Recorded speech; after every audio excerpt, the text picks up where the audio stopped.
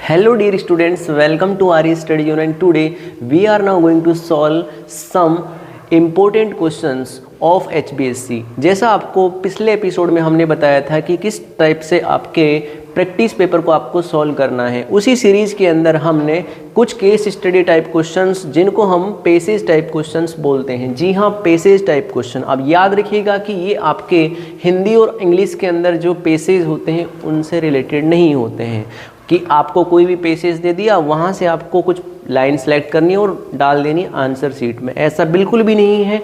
यहाँ पर आपको थोड़ी सी यूनिक एबिलिटी दिखानी पड़ती है और उसी के आधार पर यहाँ पर सिलेक्शन करना पड़ता है जो आपसे क्वेश्चन पुटअप किए गए हैं on the basis of passage. So do not waste our time and start with our first question. ठीक है, वैसे मैं तरीका बता रहा हूँ और पैसेज आपके question paper two question paper very करते हैं, वो आप खुद देख लीजिएगा अपने रिवीजन पेपर या फिर जिस मीडियम से आप यहाँ पर स्टडी कर रहे हैं। चलिए पहले क्वेश्चन की तरफ। Here is first question. First of all आपको रीड करना है। अब मैं ये पहले ही बता चुका हूँ कि रीड करने से आपको सॉल्यूशन नहीं मिलेगा, बट थोड़ा बहुत हिंट मिल जाता है कि आपके जो इसके बेसिस पर क्वेश्चन पूछे गए हैं उनका आंसर किस टाइप से आपको देना है। So we do not waste our time और हम करते हैं इसको रीड करना। तो रीड करते हैं अपन इसको, सभी करेंगे रीड। इसको कैसे करेंगे देखो। An organic compound A having molecular formula C6H6O। किसकी बात कर रहा है? C6H6O। जिनको यहाँ पर बोल रहा है उनको मैं येलो मार्कर से सर्किल कर देता हूँ। वैसे सर्किल नहीं, रेक्टेंगल है ये। ठीक है।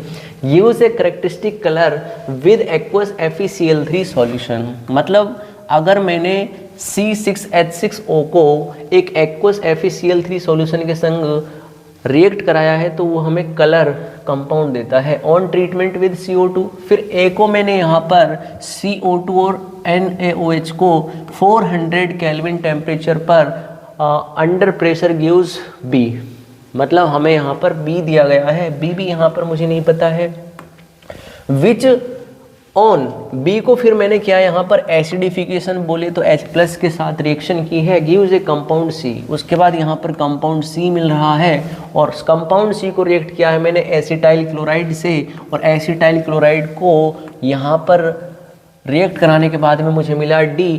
वो आपका एक पॉपुलर LNJ6 है। LNJ6 क्या होते हैं? बेसिकली ये आपके पेन किलर होते हैं, पेन किलर टैबलेट्स होती हैं जो LNJ6 होते हैं। ठीक है। अब जिन्होंने LNJ6 एस्प्रिन का नाम सुना होगा और कंपाउंड का देखा भी होगा तो तुरंत ही उनका दिमाग कहीं ना कहीं चैप्टर के टुवर्ड्स भाग गया होगा और उन्होंने इस क्वेश्चन को बड़ी आसानी से यहाँ पे सॉल्व कर लिया होगा। एक्चुअली मैं इसको कन्वर्जन के थ्रू बताने लगता हूँ। पहले क्वेश्चन की तरफ नहीं बढ़ते हम जाते हैं इसके कन्वर्जन की तरफ। तो उसे करने के लिए मुझे चाहिए नेक्स्ट स्लाइड, बिल्कुल एकदम फेयर। देखिए क्या बोल रहा है। यहाँ पे एक कंपाउंड दिया गया था C6H6O। अब बेसिकली आप ये जानते हैं कि कोई भी हमारे पास एक बेंजीन डेरिवेटिव होती है या फिर बेंजीन होती है जिसको मैं ऑर्गेनिक केमिस्ट्री की मम्मी बोलता हूँ, क्योंकि इसी के आधार पर ही आपकी जो एरोमेटिक कंपाउंड या फिर जो आपकी पूरी ऑर्गेनिक केमिस्ट्री टिकी हुई है। तो ये अपने पास बेंजीन है। बेंजीन का जो फॉर्मूला होता है C6H6 होता है और इस C6H6 के अंदर से एक हाइड्रोजन को हटाकर मैं यहाँ पर एक OH को जोड़ देता हूँ तो बन गया ना C6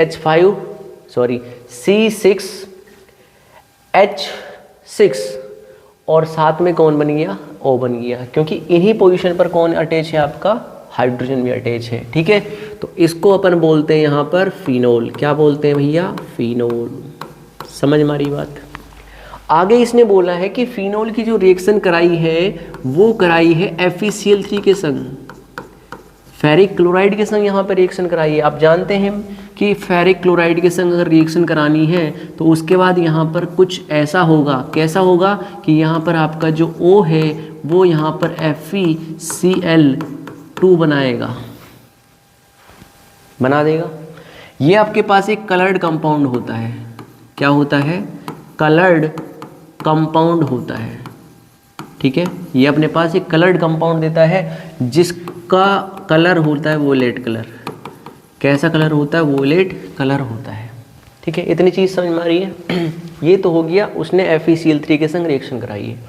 अब दूसरी चीज़ है यहाँ पर, मुझे इस फिनोल की जो रिएक्शन है वो करानी है कार्बन डाइऑक्साइड और सोडियम हाइड्रोक्साइड के साथ at around 400 kelvin temperature. Okay, तो हमारे पास कुछ नेक्स्ट जो यहाँ पे प्रोडक्ट बनेगा वो कुछ ऐसा बनेगा। कैसा बनेगा? ये अपने पास बेंजीन, पहले से अपने पास यहाँ पर क्या था? यहाँ पर था आपका OH, यहाँ पर लगा दिया मैंने COO, बोले तो CO2 लग चुका है, और साथ में यहाँ पर सोडियम लगा दिया मैंने। अब एक्चुअली यहाँ पर हाइड्रोजन अटैच था, इस वाली पोजीशन पर हाइड्रोजन अटैच था पहले, लेकिन हाइड्रोजन किसके संग चला गया? OH के संग, मतलब यहाँ पे माइनस के H2O भी हुआ है ना। अच्छा, तो ये अपने पास B बन गया है। क्या बन गया है? B बन गया है। फिर B का इसने बोला है कि इसका एसिडिफिकेशन कराया मैंने। क्या कराया है? एसिडिफिकेशन। एसिडिफिकेशन बोले तो H+ के संग रिएक्शन कराना। तो H+ के संग रिएक्शन कराएंगे तो तुरंत यहाँ से मेरे पास जो सोडियम है उसको बाहर कर देंगे अपन, और बाहर करने के बाद में तो मुझे यहाँ पर सैलिसिलिक एसिड मिल जाएगा। तो बोले तो यहाँ पर ये OH हो गया, यहाँ पर CO तो पहले से ही था, और Na को रिप्लेस कर दिया बाय हाइड्रोजन से। बनेगा नहीं बनेगा? तो इसी को अपन C बोलते हैं, और इस C को हम प्यार से बुलाते हैं सैलिसाइलिक एसिड। ओके, सभी आंसर आपको मिल रहे हैं। उसके बाद देखो एसिटाइल क्लोराइड। अब एसिड जो वर्ड होता है 2 कार्बन के लिए होता है, और 2 कार्बन के लिए YL लग रहा है, और YL क्या होता है आपका? एसिटाइल एसिड हैलाइड होता है, जिसको हम एसाइल हैलाइड के नाम से भी बुलाते हैं। बेसिकली आपको मैं बता दूं कि एसाइल हैलाइड क्या होता है अपना। एसाइल हैलाइड क्या होता है? एसाइल हैलाइड होता है आपका RC डबल बॉन्ड O, और यहाँ पर X होता है। ठीक है, X की जगह कोई भी हो सकता है, फ्लोरोक्लोरोब्रोमोआइड हो। तो ये आइडेंटिफिकेशन होती है किसकी? एसिड हैलाइड की, या फिर इसको बोलते हैं अपन, क्या बोलते हैं? Acyl halide. बातें समझ में आ रही है आपको? कोई एनी प्रॉब्लम तो नहीं है ना? अच्छा, तो यहाँ पर एसिड क्लोराइड के संग एसिड क्लोराइड के संग एसिटाइल क्लोराइड के संग यहाँ पर रिएक्शन हो रही है। तो एसिटाइल क्लोराइड अपने पास क्या होता है भैया? देखिए मेरे पास यहाँ पर CH3 एक carbon, C double bond O, और यहाँ पर आपका Cl, इसको बोलते हैं अपन एसिटाइल क्लोराइड। एसिटाइल क्लोराइड के अंदर क्या हुआ कि यहाँ से इस कार्बन का ये C और Cl का बॉन्ड यहाँ से ब्रेक हो गया इन फेवर ऑफ क्लोरीन। तो ये माइनस, ये आपका कैसा? पॉजिटिव। कैसा? पॉजिटिव। यहाँ से इस ऑक्सीजन के संग जो हाइड्रोजन का जो बॉन्ड बना हुआ है, इस हाइड्रोजन को यहाँ से बाहर कर दिया, और इस हाइड्रोजन को बाहर करने के बाद में HCl यहाँ से बाहर चला जाएगा। HCl बाहर चला गया तो मेरे पास जो नेक्स्ट अपकमिंग कंपाउंड बनेगा वो क्या बनेगा अपने पास? ये बनेगा। क्या बनेगा? ये बनेगा। इधर की साइड आपका क्या बनेगा? COOH तो पहले से ही है, इधर की साइड आपका OH को तो यहाँ से रिप्लेस कर दिया गया, और यहाँ पर आपका C डबल बॉन्ड O, और ये आपका CH3, जो आपका किसका फॉर्मूला होता है? एस्प्रिन का फॉर्मूला होता है। किसका फॉर्मूला होता है? एस्प्रिन का। और एस्प्रिन क्या होता है अपने पास? एक कंपाउंड होता है जो पेन किलर या फिर LNG6 के रूप में काम में लिया जाता है। एक बार आपको मैकेनिज्म देखनी है इस रिएक्शन की तो कंप्लीट एक बार देख लीजिएगा, फिर हम क्वेश्चन की तरफ प्रोसीड होते हैं। जहाँ पर जो गिवन क्वेश्चन दे रखे हैं on the basis of this passage, उनका हम आंसर देने का प्रयास करते हैं। तो कर लिया आपने? वापस जाएँ उसी क्वेश्चन पर। अच्छा, क्वाइट करते हैं और अपन इन क्वेश्चंस का आंसर देने का प्रयास करेंगे। अब तो कोई भी कर सकता है, इसके आंसर कोई भी दे सकता है। बड़े सिंपल है, बड़े लाचार हैं अब तो, क्योंकि इनका मैंने कचूमा निकाल दिया मैकेनिज्म से। What is compound A? बड़ा सिंपल है भैया। कौन था? फिनोल। कौन था? फिनोल। और फिनोल कैसा होता है आपका? जब बेंजीन के ऊपर क्या लग जाता है? OH लग जाता है, तो वो क्या बन जाता है? OH वाला फिनोल बन जाता है।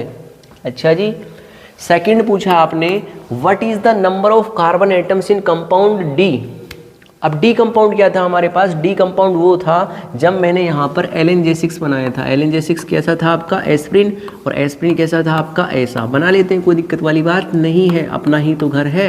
COH बना दिया यहाँ पर ऑक्सीजन हो गया, इधर की side C double bond O और यहाँ पर CH3। यही है या फिर नहीं है? अच्छा, कार्बन्स को काउंट करते हैं यहाँ पे। 1 carbon, 2 carbon, 3 carbon, 4 carbon, 5 carbon, 6 carbon, तो इस बेंजीन के हो चुके हैं। 7th कार्बन इस कार्बोक्सिलिक ग्रुप का और 8th कार्बन इस एसाइल हैलाइड वाले इसका हो जाएगा। बनेगा नहीं बनेगा? तो टोटल कितने यहाँ पर कार्बन है? 8 कार्बन। तो आपका करेक्ट आंसर क्या होगा? 8। बात समझ में आई?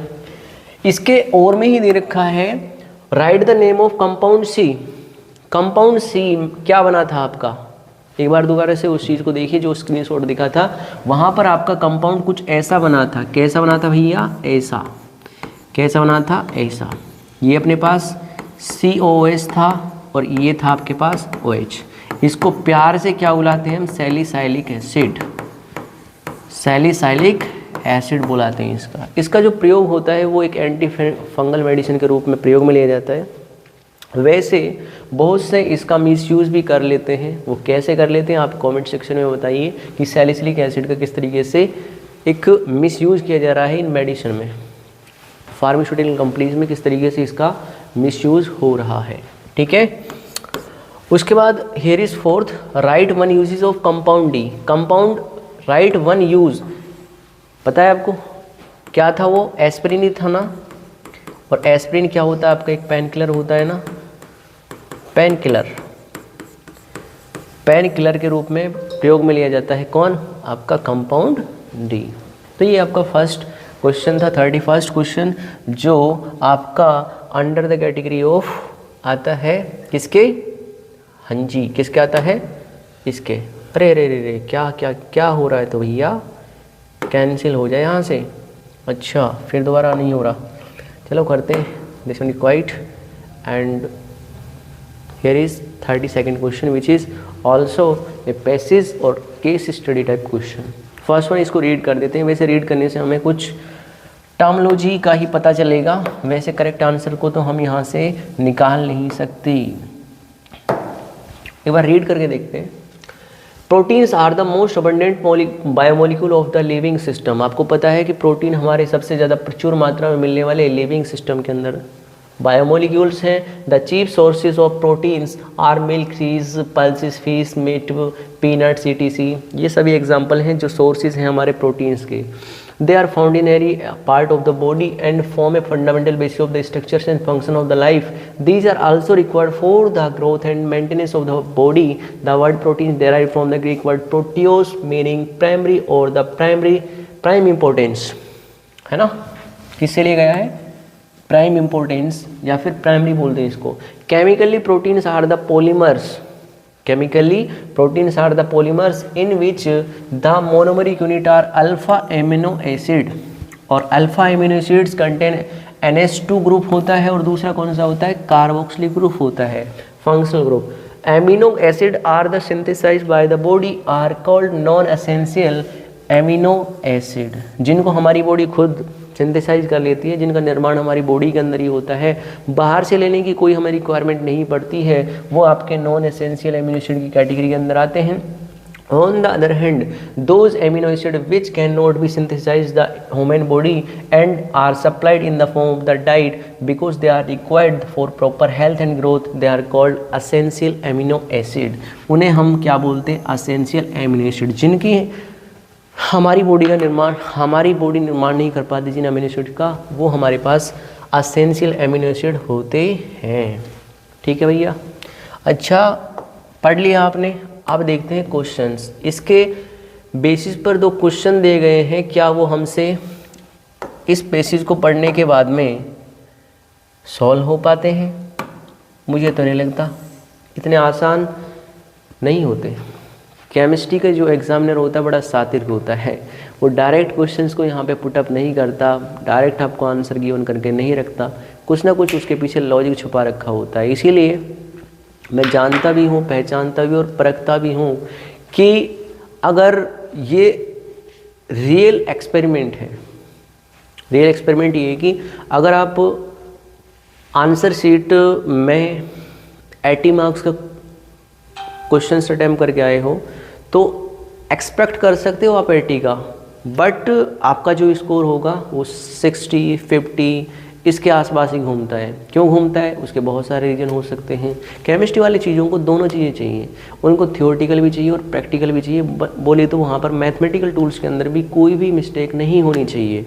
बहुत से जिनका मैथमेटिक्स के टुवर्ड्स ज़्यादा इंटरेस्ट होता है वो तो आपका इन थियोरेटिकल चीज़ों को साइड में रख देते हैं और सबसे बड़ी गलती उन्हीं से ही होती है और उनका स्कोर सबसे कम आता है और सबसे ज़्यादा मार खाने वाले केमिस्ट्री से ही होते हैं वो। तो आप उनमें से नहीं बनिएगा, दोनों चीज़ें आपको लेके चलनी है, because this subject is coming under the category of central science. PCM हो गया, फिजिक्स केमिस्ट्री बायो, या फिर फिजिक्स केमिस्ट्री मैथ, तो सेंटर में ही आ रहा है। मतलब दोनों का कॉम्बिनेशन चलता है इसमें, समझ में आ रही बात? मतलब सभी का कॉम्बिनेशन। आगे बढ़े, चलो पॉइंट पे आते हैं। Why amino acid so amphoteric behaviour. Amphoteric behaviour, कहीं आपने नाम सुना पेसिस के अंदर इसका? नहीं सुना। जिनको बहुत सौ को तो यही नहीं पता हुआ कि एम्फोटेरिक क्या होता है भैया। एम्फोटेरिक क्या होता है? एम्फोटेरिक ऐसे कंपाउंड्स या फिर ऐसे सब्सटेंसेस होते हैं जो यहाँ पर एसिड और बेस दोनों के संग रिएक्ट करते हैं। एसिड और बेस दोनों तरीके से रिएक्ट करते हैं, तो उन्हें क्या बोलते हैं? यहाँ पर हम एम्फोटेरिक बोलते हैं, एम्फोटेरिक बोलते हैं। अब ये हमारे पास एमिनो एसिड जो होते हैं, एमिनो एसिड जो होते हैं, इन एमिनो एसिड की आइडेंटिफिकेशन कैसे होती है? इनके अंदर 2 फंक्शनल ग्रुप होते हैं, 2 फंक्शनल ग्रुप इनके अंदर प्रेजेंट होते हैं। पहला जो फंक्शनल ग्रुप होता है वो होता है आपका एमाइन। कौन सा होता है? एमाइन। और दूसरा होता है आपका कार्बोक्सिलिक एसिड, कार्बोक्सिलिक एसिड। ठीक है, ये 2 ग्रुप होते हैं। अगर मैं स्ट्रक्चर की बात करूं तो स्ट्रक्चर कुछ इस टाइप से होती है, लाइक यहाँ पर तो हो गया आपका NH2, इसके पास लोन पेयर होते हैं भैया। यहाँ पर आपका CH, इधर की साइड कोई भी एल्काइल ग्रुप ले लिया, और इधर की साइड C डबल बॉन्डो और ये OH। आप सभी को पता है, आप इस चीज़ को जानते भी होंगे कि ये आपका अल्फ़ा कार्बन होता है। ठीक है, जो पेरेंट चेन के रूप में काम करता है। ये जो चीज़ है ये है आपका एमिनो ग्रुप। क्या है? Amine group. और इधर की साइड जो आपको दिख रहा है ये आपका कार्बोक्सिलिक एसिड ग्रुप है, कार्बोक्सिलिक एसिड ग्रुप है। तो इन दोनों के कॉम्बिनेशन से यहाँ पर क्या बनता है? एमाइंस का फॉर्मेशन होता है। ये तो उसके अंदर शायद गिवन कर रखा था, बट एक्चुअली इसने पूछा क्या है कि मेरे पास ये एम्फोटेरिक बिहेवियर क्यों शो करते हैं। अच्छा, एक चीज़ देखो, यहाँ पे ये एम्फोटेरिक क्यों बिहेवियर शो करता है? क्योंकि इसके पास है लोन पेयर। अगर इसके पास एक्स्ट्रा लोन पेयर है तो इनको डोनेट कर कर ये क्या कर सकता है? यहाँ पर एक लुईस बेस के रूप में काम कर सकता है। ठीक है, अच्छा एसिड के रूप में कैसे काम कर रहा है? तो एसिड के रूप में ये इक्विलिब्रियम स्टेट फॉर्म करता है जहाँ पर एक ज्यूटेराइन बनाता है। और ज्यूटेराइन कैसे बनाता है? देखिए, यहाँ पर जो ये वाला हाइड्रोजन है ये H+ की फॉर्म में यहाँ से बाहर निकल जाता है, मतलब ऑक्सीजन से यहाँ से क्लीवेज हो जाता है इस हाइड्रोजन का, और ये हाइड्रोजन H+ की फॉर्म में जाएगा किसके पास? इस नाइट्रोजन के पास। जैसे ही नाइट्रोजन के पास जाएगा तो नाइट्रोजन से बोलता है कि मुझे इलेक्ट्रॉन चाहिए।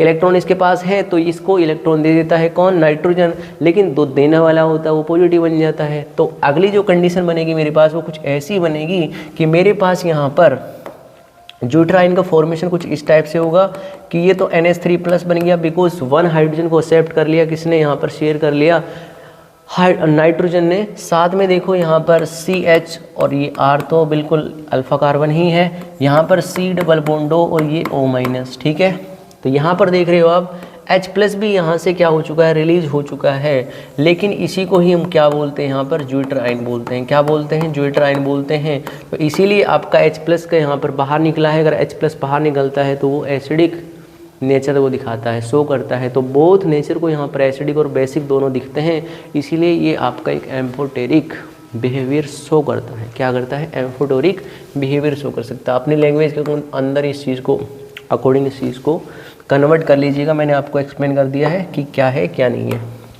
Second question, second part means इस क्वेश्चन का वो देखते हैं अपन। सेकंड है what is the name of the linkage joining two amino acids. As you know that मेरे पास जो प्रोटीन्स होते हैं, प्रोटीन तो हर कोई जानता है, ठीक है। प्रोटीन्स क्या होते हैं, बेसिकली ये बिल्डिंग ब्लॉक होते हैं। बहुत से लोग बोलते हैं ना कि भाई प्रोटीन खाना चाहिए, प्रोटीन खाना चाहिए। प्रोटीन बेसिकली क्या करते हैं, हमारी बॉडी के बिल्डिंग ब्लॉक होते हैं। मतलब जो जिम वगैरह करते हैं वो इन चीज़ को प्रमोट करते हैं ना, इसीलिए करते हैं क्योंकि ये हमारी ग्रोथ को बहुत ज़्यादा और आसानी से बहुत जल्द ग्रो कर देते हैं, हमारी बॉडी को ग्रोथ को। तो प्रोटीन्स बेसिकली हमारे पास प्रोटीन्स सबसे छोटी जो यूनिट होती है वो होती है एमिनो एसिड। क्या होती है, एमिनो एसिड होती है। प्रोटीन की जो सबसे छोटी यूनिट होती है वो कौन सी होती है, एमिनो एसिड। जब बहुत सारे एमिनो एसिड आपस में कनेक्टेड होते हैं तो यहाँ पर ये पेप्टाइड बॉन्ड से बनाते हैं। क्या बनते हैं इनके बीच में, पेप्टाइड बॉन्ड। पेप्टाइड बॉन्ड अगर 10 से ज़्यादा एमिनो एसिड पेप्टाइड बॉन्ड से कनेक्टेड है तो यहाँ पर बनता है पॉलीपेप्टाइड बॉन्ड, ठीक है, या फिर लिंकेज भी बोल सकते हो आप। और फिर पॉलीपेप्टाइड से फाइनली जो बड़े मॉलिक्यूल बनते हैं उनको बोलते हैं अपन प्रोटीन्स के मॉलिक्यूल, ठीक है। तो प्रोटीन बेसिकली आपके एमिनो एसिड ही होते हैं, लेकिन ये इनकी स्मॉलेस्ट यूनिट होती है, बेसिक यूनिट होती है प्रोटीन्स की। चलो, what is the name of the linkage joining two amino acid. क्या नाम होता है उसका, पेप्टाइड लिंकेज। क्या होता है, पेप्टाइड लिंकेज। यही तो होता है भैया, आंसर मिल गया आपको। What are polypeptides. पॉलीपेप्टाइड्स क्या बताया था मैंने, जब आपके 10 से ज़्यादा, मतलब 10 से ज़्यादा अगर आपके एमिनो एसिड्स कनेक्टेड होते हैं पॉलीपेप्टाइड लिंकेज से, तो वहाँ पर उसको क्या बोलते हैं हम, पेप्टाइड लिंकेज से, तो उसको क्या बोलते हैं हम, पॉलीपेप्टाइड लिंकेज बोलते हैं। अगला हमारा given example of non essential amino acid. बड़ा सिंपल है, ग्लाइसिन हो गया, ठीक है, ग्लामेटिक एसिड हो गया आपका, ठीक है। How many types of amino acid found in proteins. कितने होते हैं, 20 एमिनो एसिड्स होते हैं। कितने होते हैं, 20 एमिनो एसिड होते हैं। अब ये क्वेश्चन कैसे दिया है मुझे तो नहीं पता, बाय मिस्टेक यहाँ पर वो टाइप हो चुका होगा, बिकॉज इसका कोई लॉजिक नहीं है, बट उन्होंने अपनी मार्किंग स्कीम वाली हैंडबुक के अंदर लिख रखा है कि 20। क्वेश्चन आपका इसका ऐसा भी लिख सकते हो क्लासिफिकेशन इसका 2 टाइप से भी होता है, असेंशियल और नॉन एसेंशियल भी हो सकता है, primary secondary tertiary and quaternary भी हो सकता है। और आपके 20 दे रखा है, तो किस बेस पे दे रखा है I don't know, but they रखा है। आगे बढ़े, तो ये हमारे पास इस टाइप से केस स्टडी टाइप के क्वेश्चंस होते हैं।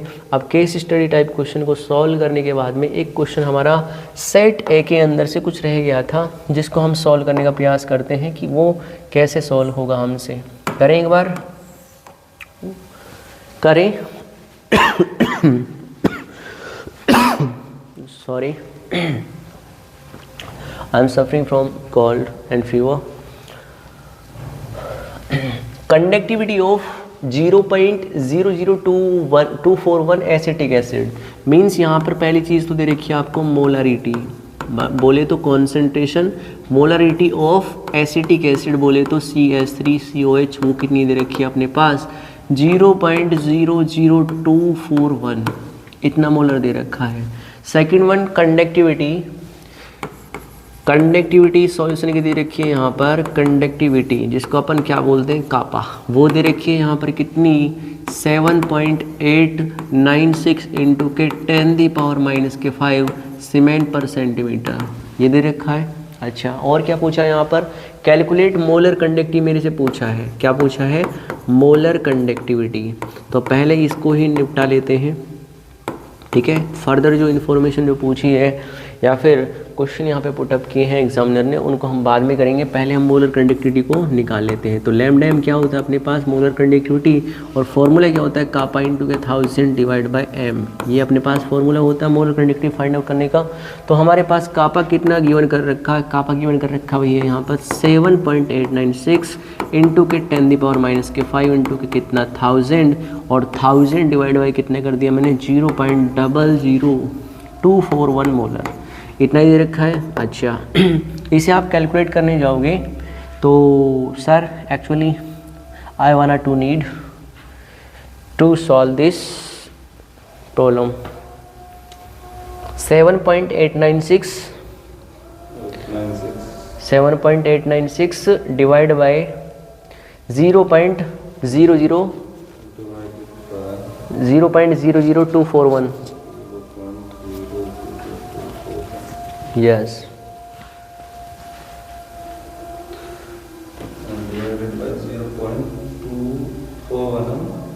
जीरो पॉइंट 327 0.00241 है।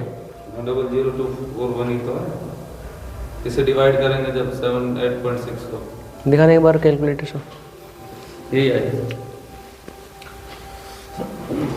3276 और पॉइंट आ रहा है 0.34 और ये आ गया आपका इतना और 10⁻⁻5 और 10⁻3 तो ये अपने पास 10⁻2 और ये पॉइंट 2 पॉइंट इधर की साइड खिसक जाएगा तो 32.76 अप्रोक्सीमेट आएगा मोलर कंडक्टिविटी। और यूनिट क्या बन जाएगी इसकी? यूनिट क्या होती है बताओ? यूनिट होती है इसकी अपने पास यूनिट निकाल लेते हैं, ठीक है। यूनिट निकाल लेते हैं, अगर आप भूल जाते हैं तो यूनिट कैसे निकलती है? कापा की जो यूनिट होती है, कापा की यूनिट कैसे निकालते हैं? कापा की यूनिट तो पता होगी आपको। कापा की यूनिट होती है सीमेंस पर सेंटीमीटर, ओके। और डिवाइड करना अपन को यहाँ पर मोलरिटी को। मोलरिटी क्या होती है? मोल पर सेंटीमीटर क्यूब। तो सेंटीमीटर क्यूब को ऊपर ले जाएंगे अपन तो यहाँ पर सेंटीमीटर क्यूब हो जाएगा। तो अपने पास क्या बनेगा? सीमेंस सेंटीमीटर स्क्वायर पर मोल, ठीक है। सीमेंस सेंटीमीटर स्क्वायर पर मोल, ये इसकी क्या बनेगी? यूनिट बनेगी। किसकी? Molar conductivity. तो इतनी हमारे पास मोलर कंडक्टिविटी निकली है। अब मुझे आगे पूछा है यहाँ पर कि if lambda not M for acetic acid is 390.5 siemens centimetre square per mole, what will be the dissociation constant? If lambda not M, क्या पूछा है? लैम्डा नॉट एम पूछा है, ठीक है। पहले तो यहाँ पर डिग्री ऑफ डिसोसिएशन निकालना पड़ेगा मुझे, और डिसोसिएशन कांस्टेंट की बात कर रहा है तो वो बाद की बात है। पहले हम यहाँ पे एक कर लेते हैं काम, अपन डिसोसिएशन कांस्टेंट निकाल लेते हैं। तो कैसे निकलता है वो? वो निकलता है lambda M divide by lambda not M, ठीक है। एसिटिक एसिड का है तो Kc इज इक्वल टू कितना बनेगा अपने पास? लैम्डा एम कितना होता है आपका? अभी निकाला मैंने, तो 32.76 डिवाइड किया मैंने, वो गिवन कर रखा वो कितना? 390.5, ये अपना इतना निकल के आ जाएगा। फिर एक फॉर्मूला होता है आपका C अल्फ़ा स्क्वायर अपॉन के 1 माइनस के अल्फ़ा। इसके अंदर वैल्यूज़ को प्लेस कीजिए। C4 यहाँ पे कॉन्सेंट्रेशन है, जो कॉन्सेंट्रेशन आपको गिवन कर रखी है, इसकी वैल्यू जो निकल के आएगी वहाँ पर अल्फ़ा स्क्वायर को प्लेस कर देना और इसका आंसर निकल के आ जाएगा आपके पास, ठीक है। इस टाइप से आप इस क्वेश्चन को कर सकते हैं। बाकी कल मिलते हैं किसी नए टॉपिक के संग। तब तक आप अपना ख्याल रखिए, आप जहाँ पे हो सुरक्षित हो।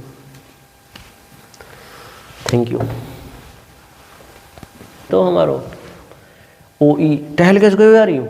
अभी हैं? अभी टहलो कभी पहले